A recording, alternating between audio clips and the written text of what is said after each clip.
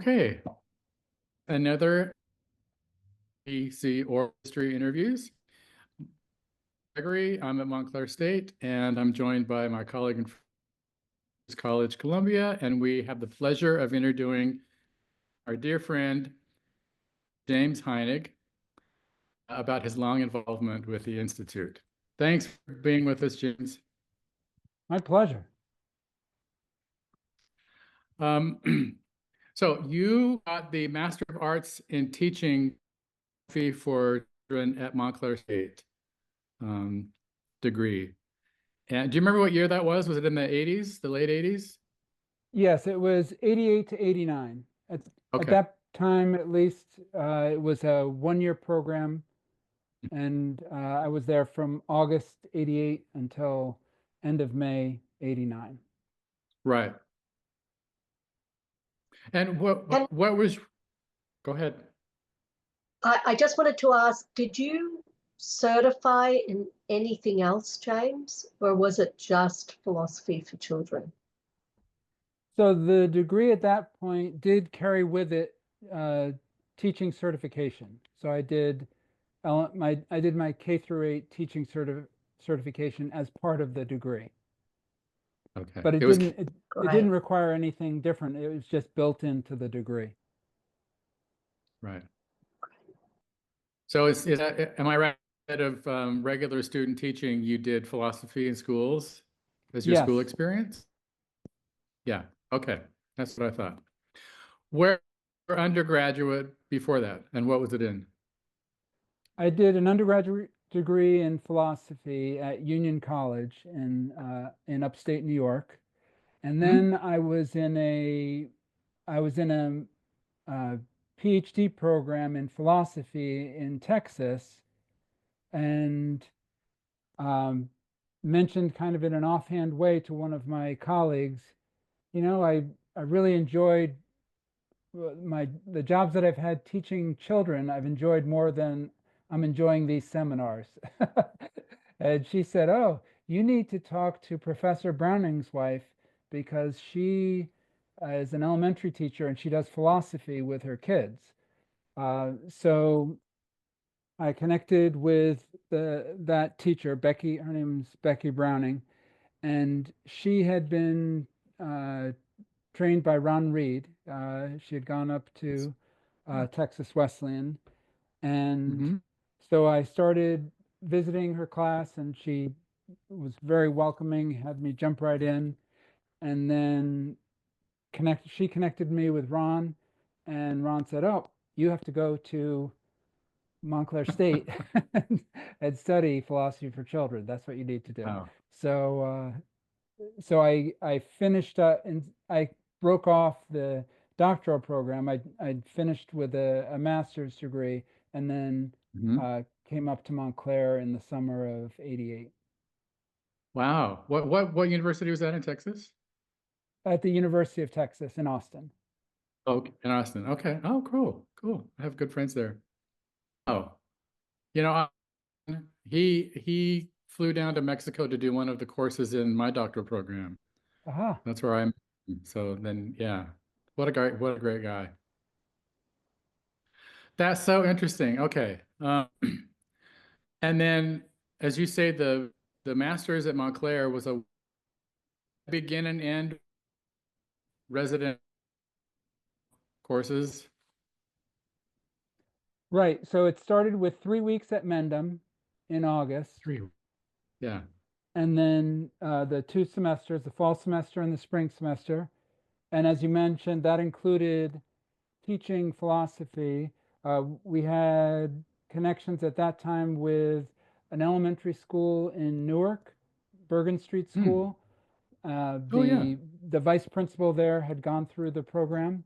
It was Joe Malanga. And then Watchung Elementary School in Montclair, the principal there, Barbara Strobert, was very interested in philosophy for children, so she kind of opened the doors for P4C to be done there. Mm-hmm.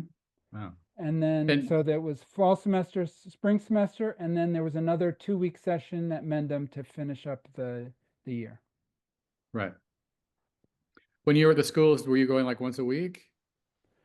twice a week. Twice a week. For how long? Like for For the whole, for the semester at least. Started that in the fall? Yes. So So I think there were about nine of us or so in the program, and so we mm, would some of us uh, some of us did stay at Watchung School, but most of us were kind of carpooling to this school in Newark twice a week and doing the lessons in fifth, sixth, and seventh grade. and your only preparation for that was the 3 weeks at Mendham. It's like, Yes. wow. But then were you being like debriefed and counseled about it or supervised during work? Yeah, so it was so Clive Lindop was in the program with us, but he also had was a more experienced educator, and so he was kind of the quasi student teaching leader, even though he was also going through the program. Yeah, interesting. And then Mary Melville Ryan, who had gone through the program, I think just the year before, she also was kind of an assistant who helped out and would come to the schools with us. And actually, what ended up happening that year I was in the program was Ron Reed was in Montclair as the visiting professor, and so he was Oh, teaching a class at Watchung, and the understanding was that we could stop in whenever we wanted to kind of see what was going on in a class taught by someone who was more experienced. meaning he children. He was working with kids. Yes, Okay. I think just one class. I think he was in one class teaching Elfie. We recently interviewed one of your classmates, Ianuzzo, Nick who, Ianuzzo? yeah, remembers you very fondly and he said that you were kind of like Matt Lipman's right-hand man, that were you on some kind of assistantship? So after Nick came, Nick was in the program a little bit later than I was. Oh, okay. But at that point, yeah, so after that first year, uh, that's when I worked for 2 years full-time for the IAPC, uh, helping out, kind of like what Mary had done. Right. And then for 2 years as part-time while I was teaching elementary school. So those 2 years, 89, 90, and 90, 91, that's when I was most involved. And Yeah. I don't know if Matt would have called me his right-hand man, but I did. I helped like with thinking. I helped Ann with the classes. The job was kind of cobbled together with a bunch of things. Picking up people at the airport because they were doing a lot of things with international folks then.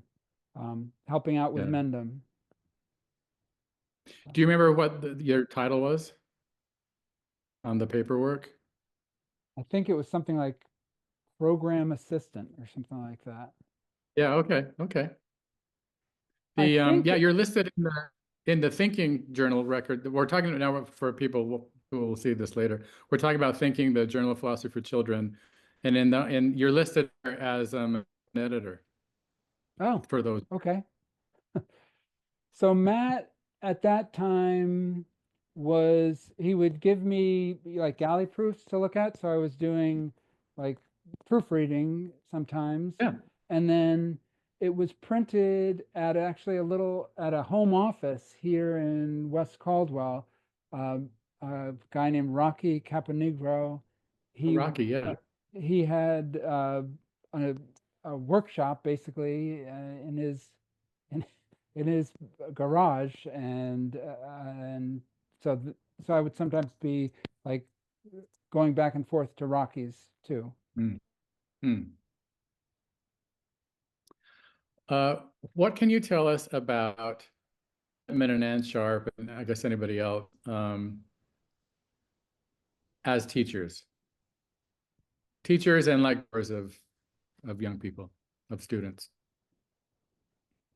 Well, one thing was that just kept, I think, impressing me over and over was, I was coming from kind of what I would call standard academic philosophy, Mhm. where the professor would lecture, there'd be maybe a little bit of discussion or whatever, but the message was definitely, thinking is something you do by yourself, and then you occasionally come together for these seminars or whatever, where you might be in this somewhat more combative discussion, and then you went back and did your solitary writing and thinking or whatever.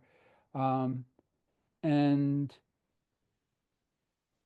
I was just constantly amazed at how Anne and Matt really exemplified, this is a genuine community. This is something that we do together, that you have to have the other people involved.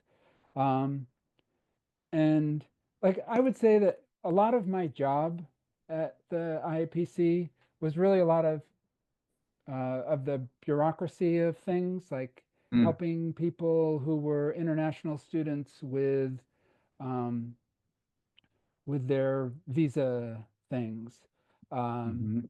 and um, or managing people's applications to make sure that they were ready to roll. Because as a side note, like my cohort that was there, 88 to 89, Yeah. so we started in Mendham, as I said, in August, and it never really occurred to us that anything was wrong. Occasionally they would come back and say, oh, you're missing this or you're missing that. Anyhow, most of us got accepted to Montclair State in the following April. So we were like 6 weeks from graduation, and we got our acceptance letters from Montclair State. And anyhow, so that we were trying to. So a lot of my work at the IPC, I would say, was trying to help Mm. Yeah. work on that bureaucratic stuff. And you know, in that too, though, I think Matt and Ann, it was like uh, they they weren't uh, they weren't nasty about it or anything. Like, they weren't cursing the bureaucracy or anything, but it was just like they they saw it as okay.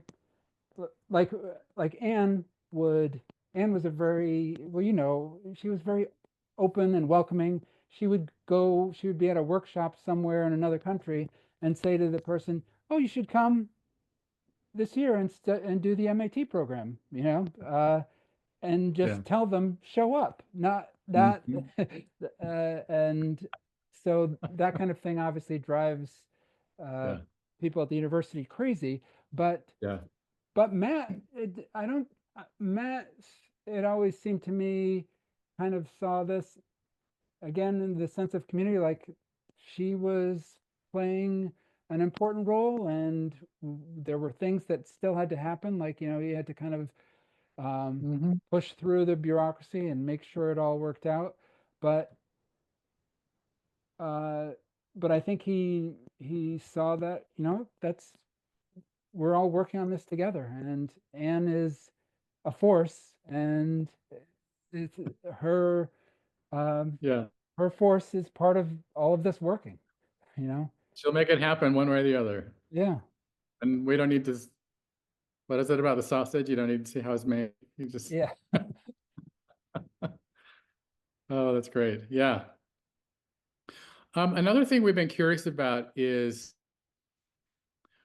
we have discovered that there was sort of an evolution in the protocol of the community of inquiry. From interviewed people who were before, in the first workshops, and it was quite a different protocol than what by the time I got there it was. You remember what it was like? Like, let's say at Mendham when you're reading a chapter and then what, and then how was it facilitated? Well, so at Mendham, when we first showed up, they did keep the sessions, I would say, pretty standardized in the sense that, we'd read a chapter aloud, usually round robin, and then the facilitator, sometimes that was Matt. Matt did a few of the early sessions, especially. Anne, Michelle Sassville, Eugenio Echeverria.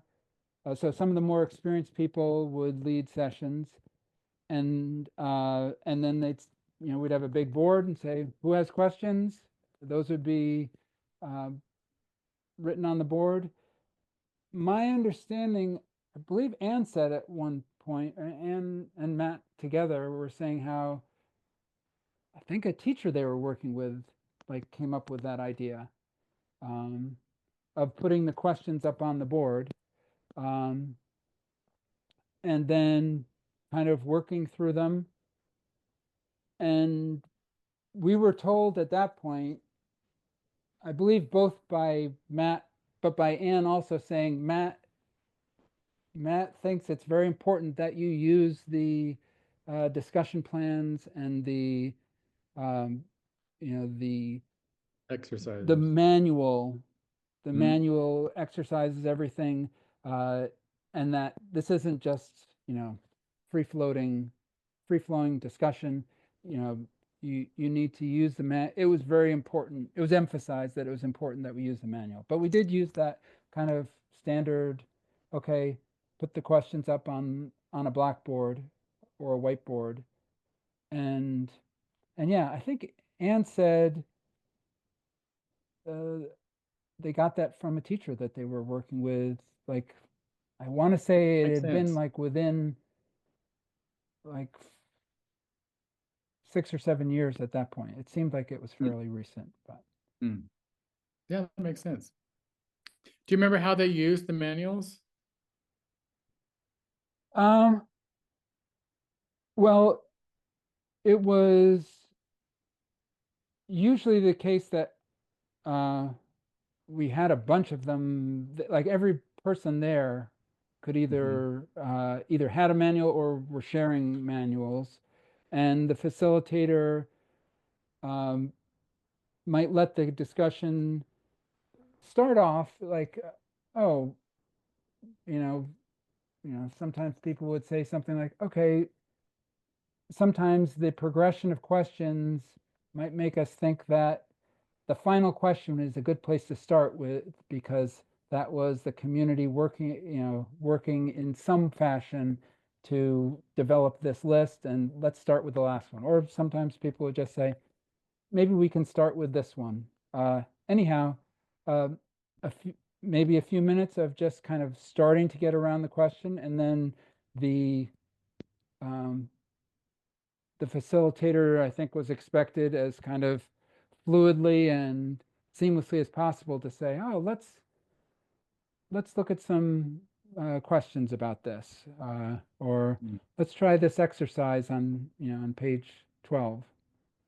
And then I would say it wasn't we didn't get the message that we weren't allowed to digress in any way, or to try different things. We were encouraged actually to try different things, and in the seminars that happened a little bit more once we were all a little bit more familiar. And we were also encouraged, like when we were doing our student teaching, that students were going to get bored if we just did that day after day after day. So when we were talking about the mind, so if we were talking about what is the mind, maybe give the kids a chance to write, poems or raps about what the mind is, or have them do artwork or whatever. So it wasn't, I didn't get the feeling that it was that rigid that they just wanted us to do that day after day, but multiple times it was reinforced that it was important to use the manual. Mm-hmm. Was there any kind of evaluation at the end? It's funny, you mean like of our student teaching? Oh no, I meant like of the kids evaluating themselves of how did we do today? No, I don't remember that being encouraged very much at all, at the beginning at least. And then what you thought I was asking, let's talk about that. Oh, How were you evaluated as student teacher? yeah, we weren't really. It was funny. You weren't observed? We got grades. I couldn't tell you who gave me the grade. And when I was doing that assistant work, so like those 2 years of full-time especially, like, and for the seminars, people had to write a paper every week, just a short one, but like you had to write a 2-page paper every week on that chapter in whatever the novel was, and you were expected to draw some connections between traditional philosophy and that chapter in the novel. And so every class, when you walked into every class, everybody's handing in a 2-page paper. So those were graded, and asked, Anne and I would split them up and then trade them, though, so that both of us put comments on everyone's papers. That was the most feedback I would say people got, was in their papers that they wrote. And maybe in the course of like we took turns leading those seminars. Yeah. And with occasional, like Matt would sometimes come in and at Anne's request to talk about something, but the students usually had to facilitate a session, and Anne would give us feedback like while we were doing it, or maybe quietly afterwards. But like in the traditional school sense now of like you're just inundated with feedback and evaluations and stuff, and that didn't happen. Yeah, that was a different time, wasn't it? Yeah. So did you take classes from Matt as well as from Anne? Matt didn't teach anything, any one class separately.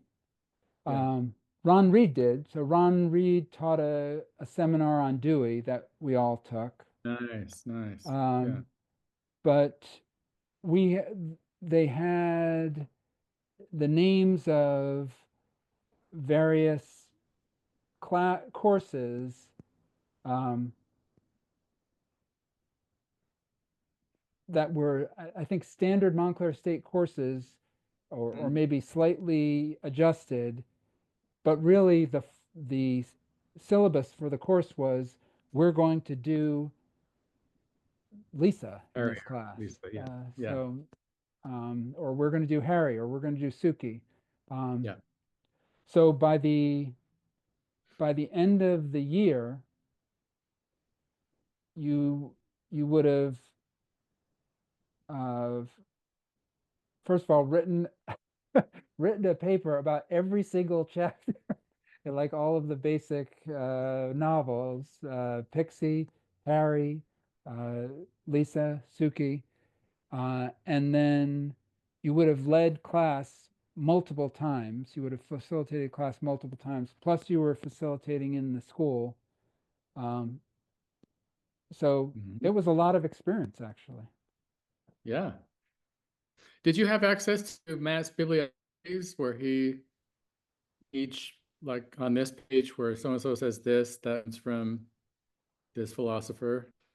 Yes, that's what we were supposed to use to Okay. help us make selections for our papers. Okay. So you're reading that chapter of the novel, and then you would read those philosophy sources, and then you would write a paper. Right. And some of those were published in analytic teaching, right? Some of those papers? Yeah. Yeah, I think a lot have of people publications. use them as a basis to then write longer pieces or. You had articles in thinking and you had articles in analytic teaching. And Anne quotes one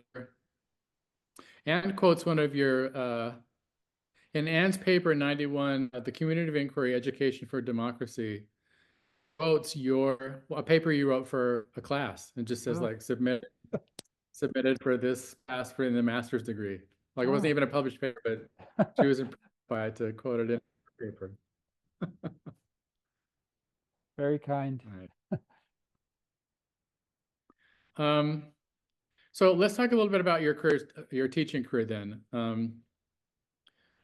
In these, was Washington School. You taught 5th grade. Was that your first? What was your first teaching job? That was my first full-time teaching job. So I had taught. I'd done my student teaching, and then those first 2 years when I was working full-time at the IAPC, part of that also was teaching a class along with the student teachers too. So I taught a class at Watchung, and I also taught a class at Bergen Street. Okay. So then I got a job teaching elementary school, which I think the only reason I got that job was that the principal also had some experience with philosophy for children. I think she had taken a workshop once with Anne and Phil Gwynn.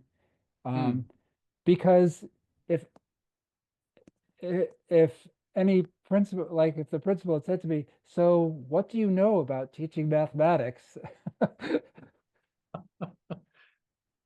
Yeah. Well, I think this is an important question I have to ask.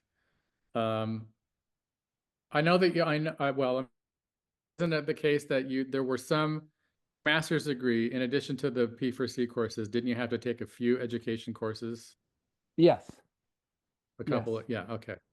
But even with that, overall, how did you feel that getting that Master of Arts in Teaching Philosophy prepared you to be an elementary school teacher? Well, I thought that, again, if they had grilled me about it, I went into the job not really knowing much about, for example, what schools were doing at that point about teaching students to read, or things about numeracy. But I did feel very, very comfortable, for one thing, with just being in a space with kids and working through things with them together. So I never felt uncomfortable in the classroom. I didn't feel like I was putting something over on them by by getting the job. I just did feel like I think it was more afterwards, like I thought, oh, if they had really grilled me, I would have had a hard time with that. I think there was also a sense of, just an openness in terms of other people, of teaching with other people there too. So that, like, when I did start teaching here at Washington School, like we were working with we had some consultants working with us for critical thinking, and they they said something like, like, if any of you would ever want to, these were always, after school workshops or things like that, or summer workshops. And they said, I forget exactly what was going on, but they said, would anybody want to teach a demo lesson? And when we could like kind of debrief on that. And I said, yeah, sure, come on in. And which I did not consider to be a particularly courageous thing to do. It was just like we were, it just was part of the deal, I think, at IAPC, really, that we were all in it together and often in each other's classes. And literally, we were learning to teach together in the seminars. Anyhow, Yeah. like the teachers that I was colleagues with were flabbergasted that that I would let these people come into my classroom, including them, including other teachers, like, especially since I was pretty much a novice. But again, I guess it was just, it was such an environment, I think, of reading together, thinking together, writing constantly. That was another thing. Beforehand, I was always very uptight about writing, because it was, okay, now is the time in the semester where we're going to have to write our papers, and then the professor's going to look at them. But when you're writing like 4 papers a week, it just got to be, oh, this is just something we do. So.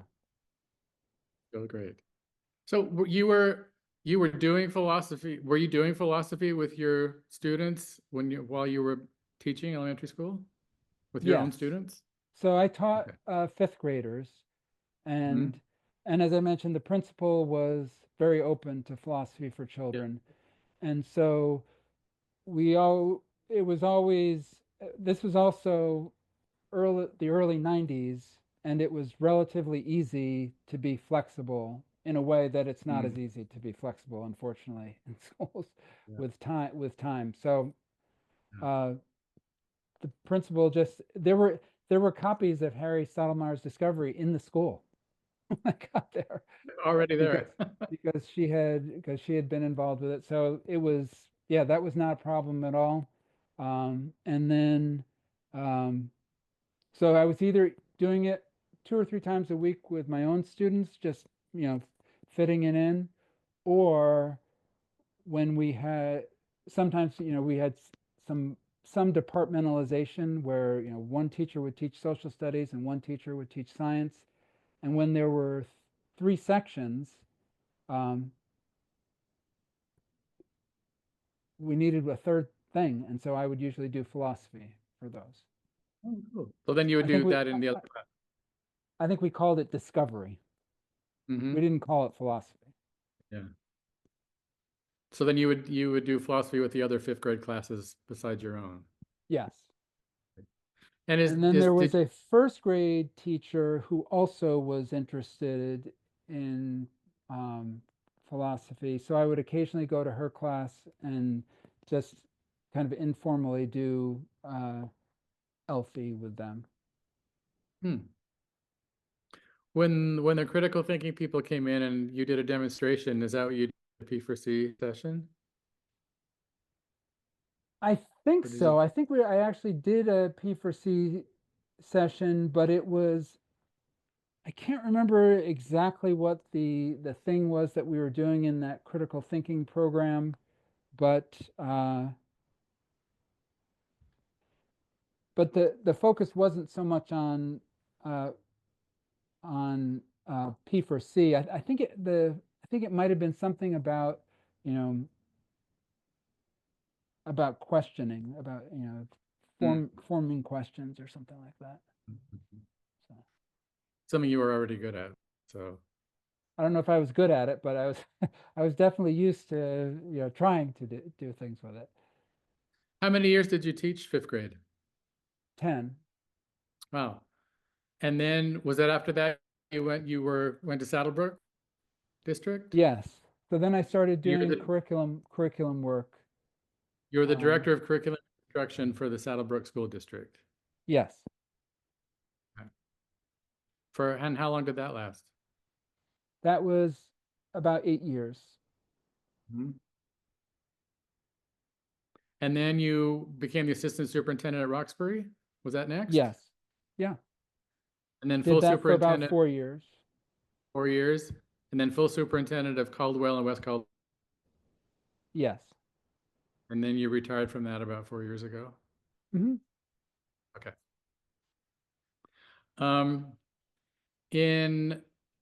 So I started directing IAPC, I think 2001, and we brought you in, I think it was 2003, brought you back to be the outreach coordinator. One place that said the coordinator of local outreach, and one place that said coordinator of philosophy in schools. But in any case, and you were doing that on the side of your Right. full-time administrative career. But Yeah, like I some think of the I things remember you and I went to Livingston together and yes. worked with some teachers there. Hmm. I looked at some things. So you coordinated placement of our current graduate students in local schools, and you were part of our coaching group with would be doing that in the schools. And then at one point we had a once a week coaching group. We would all get together and talk about what was happening in our classrooms. And David and I were there, and you were there, and we would give coaching advice. And then, yeah, you conducted workshops with me and with other people, both at the IPC at Montclair and in schools, Livingston and elsewhere. And you also did philosophy sessions with schools in special programs. We had like we had that philosophy of sports program. We brought kids into the university, and you wrote some stories. You wrote some philosophical stories about philosophy of sports for us for that Yes, program. with Chris Parker. That was Chris Parker, right? The Chris Parker, yeah. Yeah. And there was one at Hunter College that Lawrence organized that you did a thing with kids at. Yes. And you also wrote when we put together that practitioner handbook, you wrote the chapter on the startup kit for us. So you were very, very involved with us again. I want to talk about those years, but between the time that you came when I was there and the time you were teaching, did you have any involvement with P4C in between years? You mean while I was still teaching here in West Caldwell? Yeah, or Roxbury or. Well, I always felt like it was things were relevant to my work, so I was often I thought I was often relying on the work of philosophy for children. In terms of actually directly working with philosophy for children, I did in the early 90s. I was helping out a little bit. That's when I met Nick. That's when Nick was going through the program. So I was like, if it worked with my schedule, I was helping out with afternoon seminars because yeah, the timing of the program was usually people did their student teaching in the mornings, and then the seminars were at like 3:30, 4 o'clock, sometimes a little bit later even. So I was able to help out with a few of those. And I went to the conference in Graz in '92. Yeah. And then there was somebody was supposed to, I forget who, someone was supposed to go to that conference and then do a teacher training in Budapest after that, for a few days after the conference. And whoever it was couldn't make it. So at the last second, I ended up doing that. Nice. What was that like? The so Daniela Kamhi obviously ran the program in Graz. That was wonderful. That was a very lively conference, uh, interesting discussions. And then I stayed with her and her family for like a day or two before I had to go to Budapest. Um, and because she also had some work to do in schools, and my German is, rudimentary. I thought it was pretty good. Like I could have a conversation with an adult, I thought. And then she said, "Oh, well, maybe you could help me. Uh, I just have to do a few things in school." So like, she was doing um, some evaluations. She was doing, I think it was like a post evaluation or something uh, for a class that had been doing philosophy all year, and now they were going to do some kind of reasoning test. I think it might have been the New Jersey test of reasoning. But in any case, being able to have a conversation with somebody is very different from being able to manage a group of rowdy fifth graders who don't want to take a test. Yeah. And so like they were goofing around and not writing their real names on the paper. And I was like, flummoxed. But anyhow, that was a fun experience nevertheless. And then I did a teacher training in Budapest for about uh, eight eight or nine people. That was in English. And who were interested in philosophy for children. Do you remember who the person was there in Budapest who was the P4C person? Uh, Trying to think there who was it a woman who had come to Mendham, Mhm. and she she was very interested in philosophy for children. Trying to think of her name. And so she was kind of coordinating it, though she wasn't necessarily at all of the sessions. Mhm. Yeah, I don't remember. I don't think she had a center or anything. She was just, she was interested.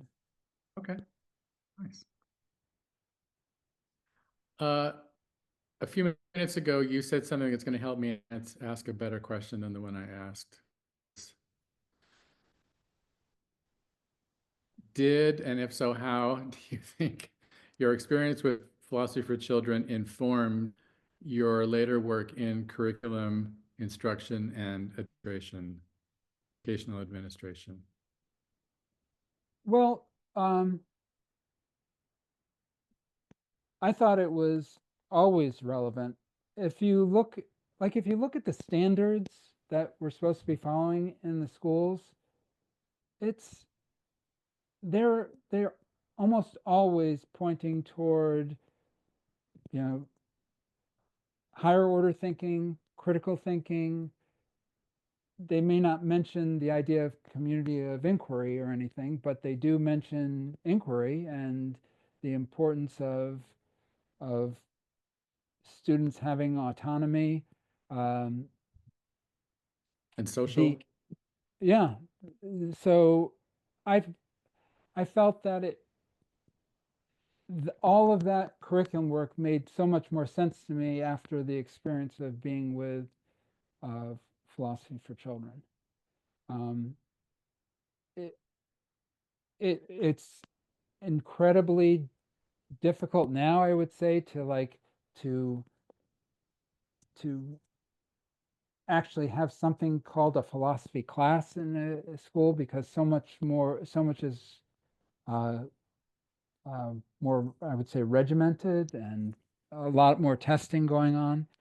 But Yeah. nevertheless, it's still relevant enough that I was doing after I retired, I was doing an interim elementary principal job, and a first grade teacher I was working with, uh, the basically the unit they were working on combined with the evaluation rubric that was used in the district, it it was all about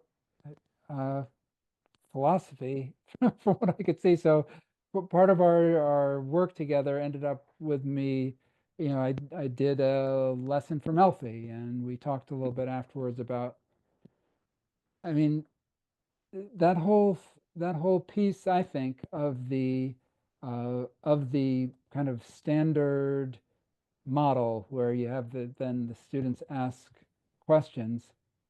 Mhm. It's still it's it's still very rare. It's so rare It is. that kids get to ask questions, um, and so yeah. So I felt like it, philosophy for children was always tied into that curriculum work. Um,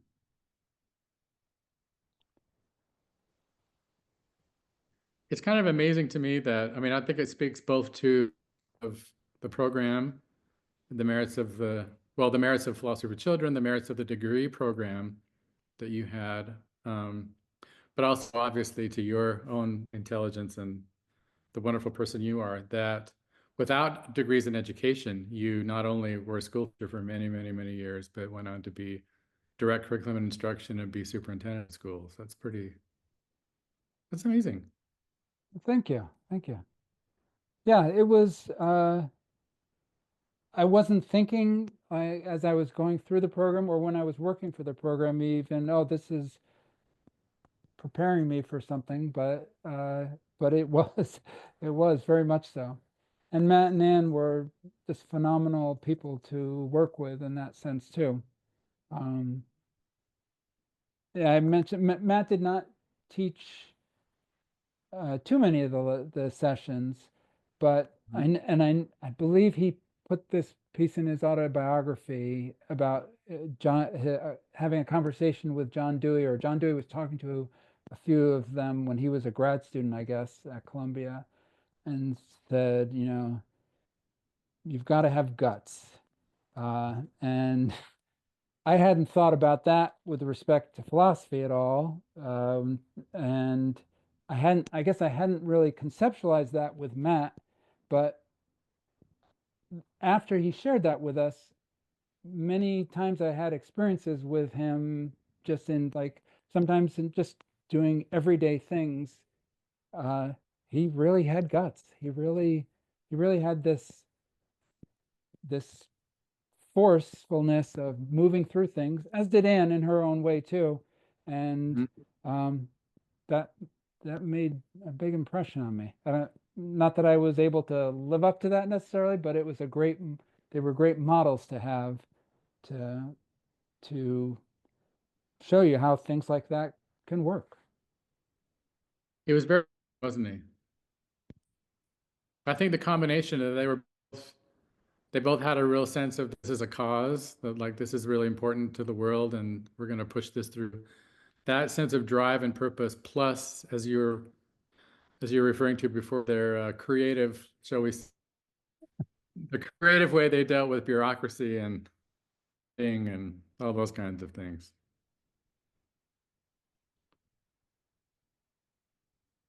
I thought of one other question about Mendham. Did you do the Pixie plays? Do you Yes, remember? yeah, those were done. I I think when I went back, so those years when I was working part-time, later on, I think Pixie plays had gotten to be like more elaborate and things like that. I think just based on a couple people who were involved with it at that time. Mhm. Um, not with the January Mendham, because we would have January Mendhams. Those were mainly for uh, uh, like professors, scholars. Hmm. Uh, so like Did the master students attend the January? no, they usually didn't Okay. participate in those. So it was uh, a little bit more of Matt and sometimes Anne talking about history and theory of things. we still did sessions, Mhm. but Mhm. like with those, we didn't do Pixie plays. We didn't even get through as much of it was short. It was a shorter session too. Yeah. You had, you had international professors in August and May too, right? Yes. Along with the master student? Yeah, Yeah. I always thought that was a special aspect of that experience. definitely. And that's so like when they came in January, though, the people who came then had the opportunity to visit schools, or at least we did that. I know we did that at least once. Um, Mm-hmm. the the principal, Barbara Strobert of Watchung School, was very excited about philosophy for children, and she was uh, always saying, "Come on," to Matt and Nancy, "Come on, this has to be, we have to be more organized about making this a big deal." So like when they had this January Mendham session going, and they mentioned to her that they might want to have some of these people visit classes afterwards, Barbara said, no, no, here's what we're going to do. We're going to have the families are going to host your visiting scholars for a few days, and we'll have a big luncheon at the school. And so they Oh, did have like we did have a session where um, the visiting scholars were able to sit in on a class. mm. So I was teaching, trying to think, that might have been Elfie. Um, so they sat in on the class, but in the like before and afterwards, they were staying with the families and um, connecting with the kids in those families and coming to the schools and celebrating. So Great that was a lot idea. of fun too. And I Yeah. don't know if Barbara was the one. Somebody had the New York Times come. That was one of the New York Times articles they did about P4C.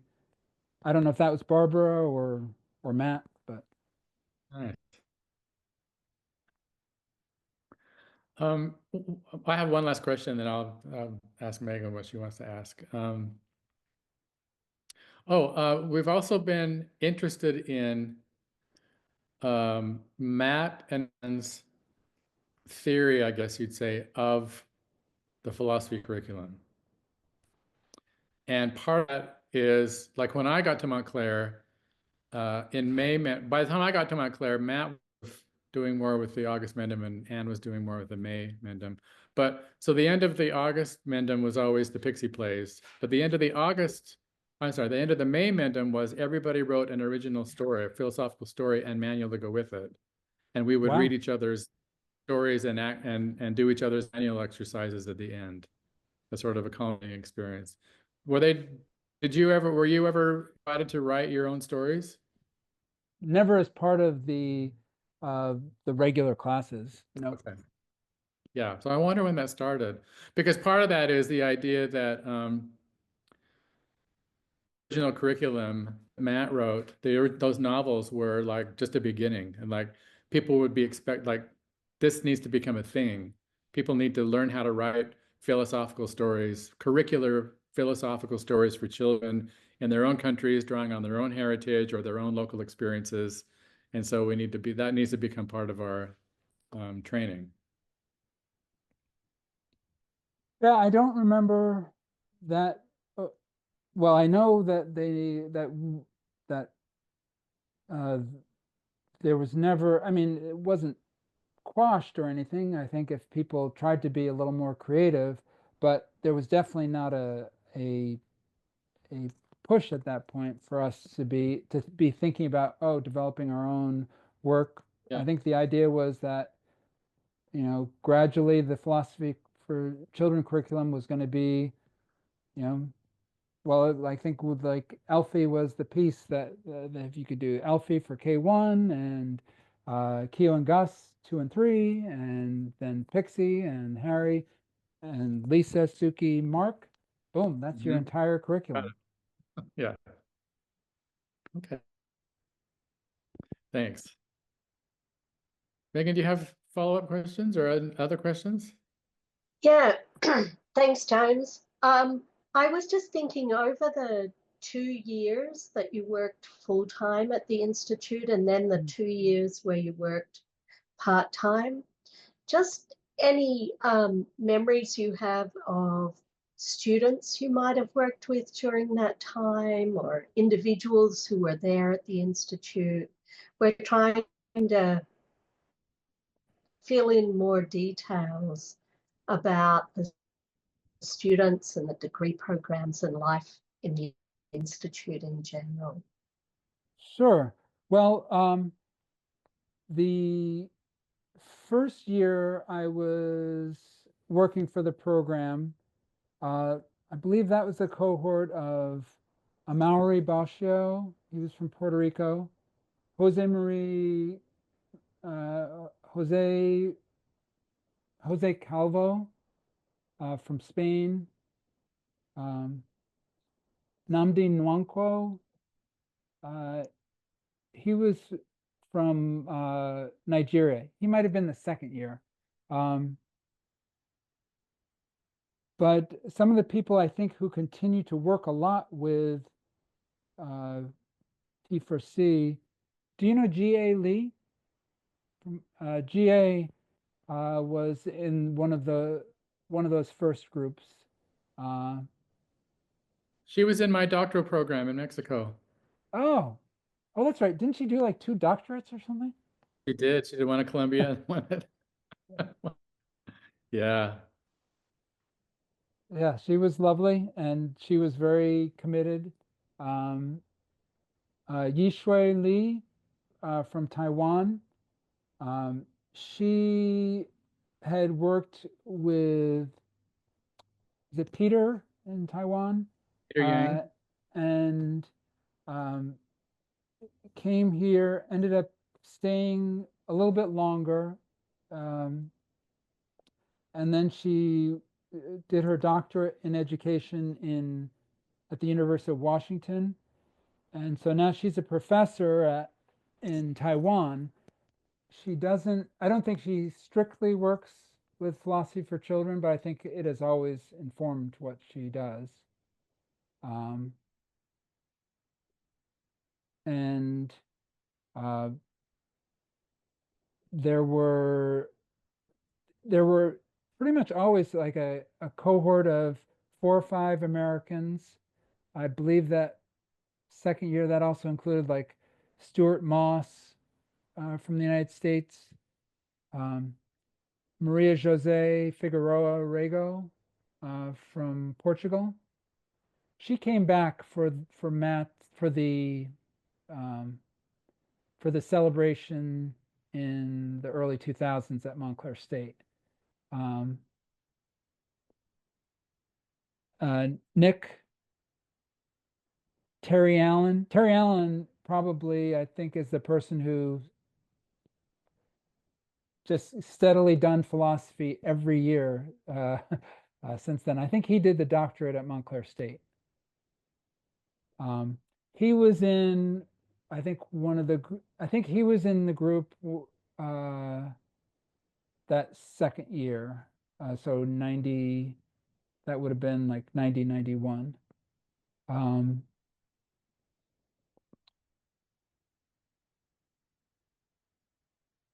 There was Siggy Gjörðarsson from Iceland. I don't know if he's still involved with the program. I don't know the rest of his name, but everybody just called him Song from China. I don't think he stayed with philosophy for children, but he and his wife lived at Anne's house for a few years, and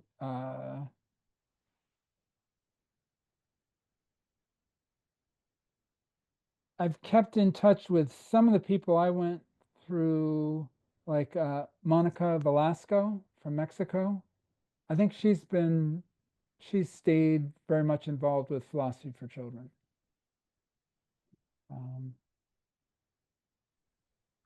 It's an obvious point, but would you just say the value of having such an international cohort? Yeah, it really was amazing, because it was, this is just a vague memory. I'd have to like actually look at try to look at the rosters, but it seemed like every year it was about 4 or 5 people from the United States and 4 or 5 or 6 people from other countries. And, you know, I had never met anyone from Nigeria before, or from China for that matter, or from Iceland. So that was also an important aspect of things. And it seemed like that was real. I mean, I didn't understand all the details of what Matt was thinking about, but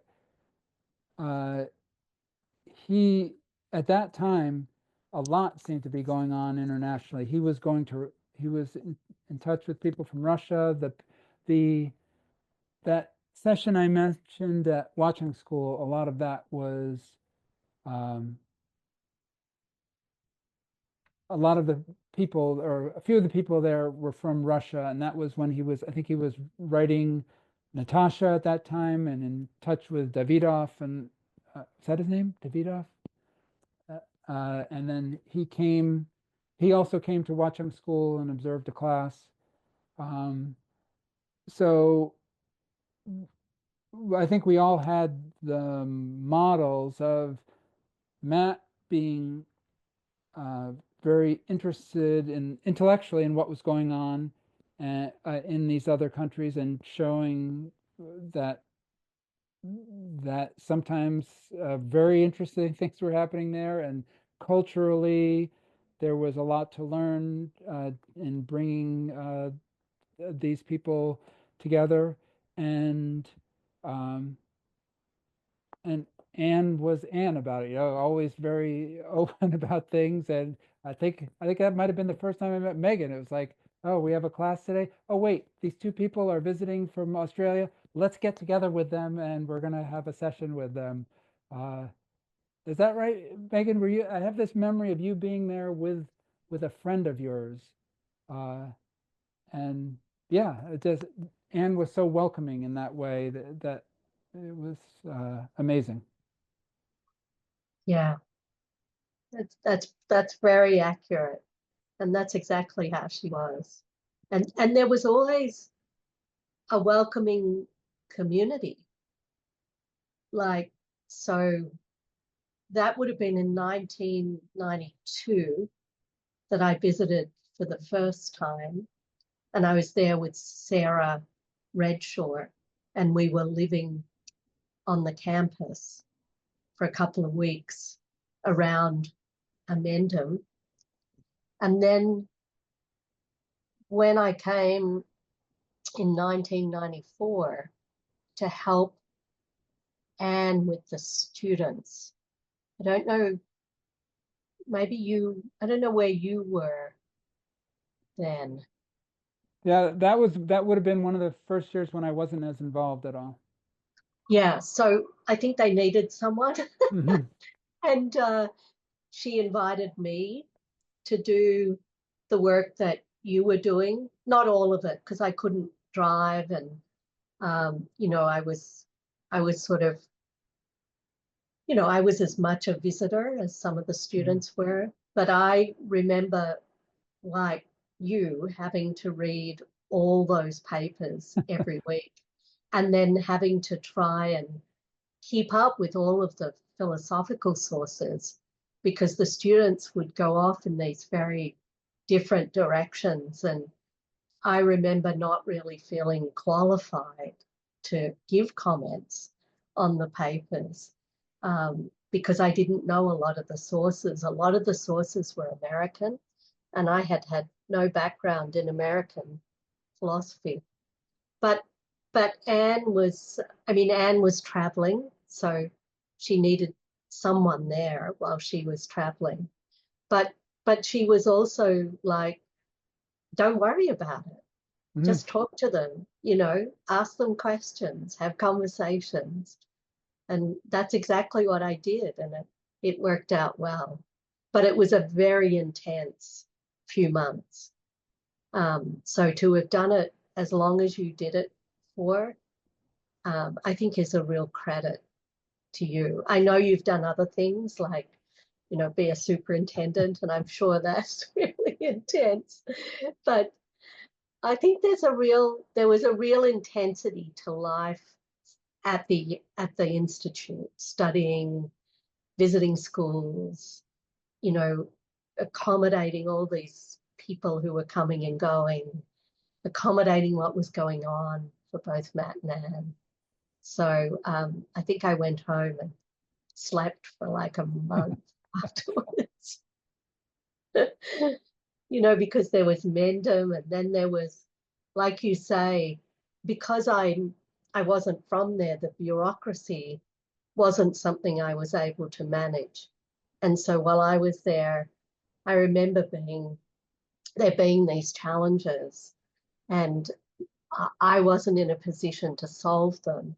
And it didn't seem Matt and Anne were either. And so I think that introduced a lot of tension for the international students, particularly, because they really needed someone to mediate, between them and the institution. Yeah, that first, I think at least Anne's thinking early on in that time I was there was because they had Ron Reed there for a full year when I was a student, and Mary Melville full time helping, and then they brought Barry Curtis from Hawaii there one of the years when I was working part time, when I was working maybe full time, I think. But I think that Anne was thinking, like, to run this program, we need Matt, Anne, another, like a visiting professor, and then some kind of program assistant, all working full time to make this really work. And Joanne was there too, right? When you were there, Joanne Oh, Mikowski? absolutely, yeah. Joanne, We did Joanne too. yes. And they had a bookkeeper. And They had in 1994, at least my memory, you can correct me, James, is Phil was there, and Phil was working very hard doing what is it called? The National Diffusion Network. Right. And Kathy was there. And I think Kathy had a separate job from Joanne's, but I don't quite know what her job was. Kathy Sutton. She was the bookkeeper. She was there. And then David, did he come after 94? He wasn't there in 94. He must have come after 94. Yeah. And yeah,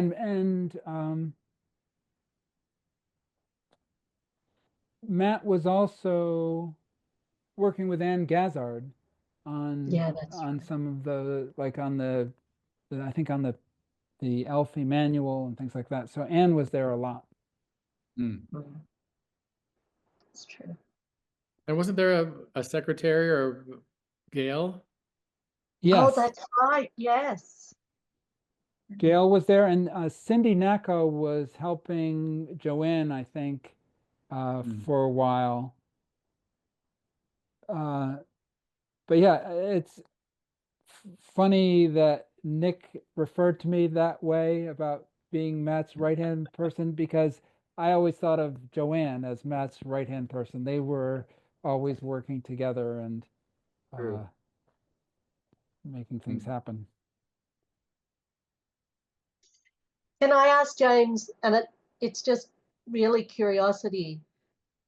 When I was there in 94, I think I went to a couple of classes. I was invited to sit in on a couple of classes by a colleague of Anne's whose name begins with M. So it'll come to me. But other than that, I didn't really have any interaction with the rest of the university, the College of Education, the College of Arts and Humanities and Social Sciences. I mean, I rarely crossed the road. And if I crossed the road, it was often to buy food more than anything else. And I just wondered if that was your experience too, or given that you'd studied there and given that you'd done education courses and given that you were working for them in a much more sort of holistic way and dealing with the bureaucracy, did you feel the presence of the rest of the university in your work with them, or did it feel like it was a little satellite kind of where you worked pretty much independently with the other people in the house? Well, the relationship with the Institute for Critical Thinking there was pretty cordial, I thought, fairly positive. So we sometimes, I wouldn't say that it was like a regular collaboration or anything, but every once in a while there would be a seminar or something that people would get together for. So Mark Weinstein, I don't remember ever seeing Mark Weinstein anywhere other than that, actually at the Critical Thinking Institute, but so I must have seen him. So I think I went over there a bunch of times, not just out of curiosity or whatever. It would have been because something was organized, some kind of collaboration was organized. So yeah, so Nick Michelli and Mark, I think there was probably tension with certain things that I didn't understand, but there was enough of positive relationship that, you know, it was sometimes announced, oh, there's something going on with critical thinking. We're going to all go and sit in on this seminar of a visitor or something like that. But it was mostly IAPC folks going there, not the reverse.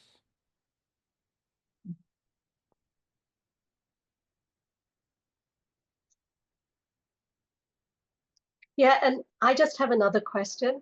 And I know we have to let you go, but you know, I just feel like you're someone who knows the curriculum so well. And I also feel that you're someone who knows education well. And I know that education has changed a lot since the time you were a student at the Institute. And it's much, much harder now than it was then to get philosophy into schools in sort of any kind of capacity. But you know, one of the questions for people who are still in the movement, who are coming into the movement, who are, you know, committed to kids doing philosophy is, you know, what's the appropriate stimulus for philosophical inquiry? Isn't it better perhaps to use short stories, literature, stuff on the media, little videos? And of course, you know, anyone who was trained in philosophy for children, well, I shouldn't generalize, but I care very deeply about the curriculum. And I just wondered if you felt the same way, given all the exposure you've had since those early years. I just wondered if you were going to do like philosophy in a school today, walk into a classroom, would you take a novel written by Matt, or would you feel like yeah, I could do this with a short story, and it could be a whole lot more interesting. Like, and also the commitment to the curriculum now, just the fact that you were there in a school for a whole semester. I just wondered how you felt about that now. Sure. Yeah, I mean, I think that you can do wonderful things as part of, the, elementary teachers are, literacy is such a huge aspect of what they do. So you can do a lot with the stories they read and the discussions afterwards. As I mentioned, with that the case with that first grade teacher where I brought in Alfie as an example, she was working just with her regular literacy program and part of it was getting kids to ask questions, uh, which is difficult, especially if you're not in the not very much in that tradition of P4C.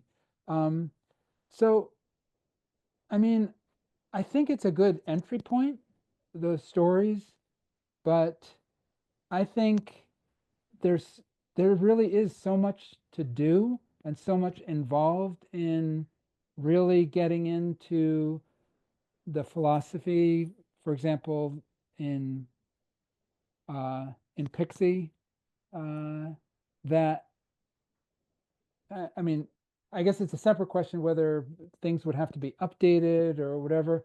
But all of my blabbering is just to say I do feel like to really have the impact that it can have, I think kids actually doing philosophy and working with the curriculum on a regular basis makes a big difference, I think. Thank you. That's very well said. Mm. And that's probably a good note to end on, unless there, James, is there anything else you want to share with us, or many other questions? I think that's it. Yeah. What wonderful, wonderful conversation. This has been so rich. Thank you. Oh, it's been my pleasure. It's good. It's so good to see you. I hope to see you all Delightful, in person just to sometime see you soon. again. Yeah. We still do Mendham. We've cut it down to 8 days now, but we're there every summer, and just once a year now. Uh-huh. But yeah, we'd love to see you there anytime or anywhere else. Okay. Well, thanks again. It was such an honor to be asked to do this, and it's been so nice to speak with you both. Thank You you so too. much, James. All right. Thanks. All right, Take take care. Bye.